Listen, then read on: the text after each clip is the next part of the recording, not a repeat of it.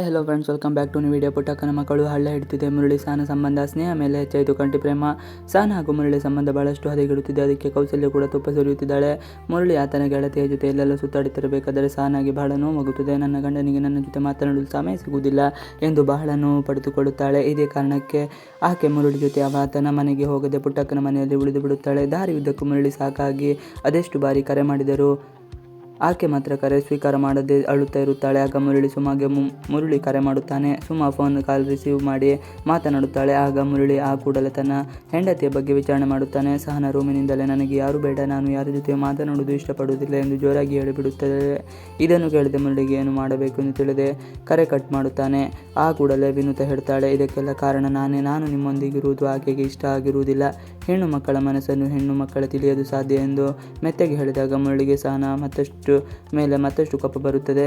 ಹೆಂಡತಿಯ ಸನಿಯ ಕುಳಿತುಕೊಂಡ ಕಂಟಿ. ಇತ್ತ ಕಂಟಿ ತನ್ನ ಹೆಂಡತಿಯನ್ನು ನೋಡುತ್ತಾ ಇರುತ್ತಾನೆ. ಸ್ನೇಹ ನಿದ್ದೆಗೆ ಜಾರುತ್ತಾಳೆ. ಸ್ನೇಹವನ್ನು ನೋಡಿ ಬಹಳ ಕಂಟಿ ಖುಷಿ ಪಡುತ್ತಾನೆ. ಈ ಕೂಡಲೇ ನಿದ್ದೆಯಿಂದ ಎದ್ದ ಸ್ನೇಹ ಕಂಟಿಯನ್ನು ಪಕ್ಕದಲ್ಲೇ ಕಂಡು ಶಾಕ್ ಆಗುತ್ತಾಳೆ.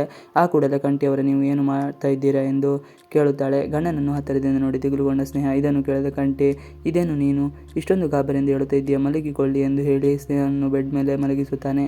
ಬಳಿಕ ಕಂಟಿ ವಾಪಸ್ ಆಕೆ ಕಣ್ಣು ತೆರೆಯಿರಿ ಮೆತ್ತಗೆ ಹೇಳುವಂತೆ ಹೇಳುತ್ತಾನೆ. ಇದನ್ನು ಕೇಳಿ ಮೆತ್ತಗೆ ಎದ್ದೇಳುತ್ತಾಳೆ. ಹಾಗೆಯೇ ಎರಡು ಕೈಯನ್ನು ಉಜ್ಜಿ ಕಣ್ಣಿಗೆ ಇಡುವಂತೆ ಹೇಳ್ತಾನೆ. ಕಂಟಿ ಏನು ಹೇಳದೆ ಅದೇ ರೀತಿ ಸ್ನೇಹ ಕೇಳ್ತಾ ಇರ್ತಾಳೆ. ಆತನ ಯಾವುದೇ ಮಾತಿಗೂ ಕೂಡ ವಿರೋಧ ಇರುವುದಿಲ್ಲ.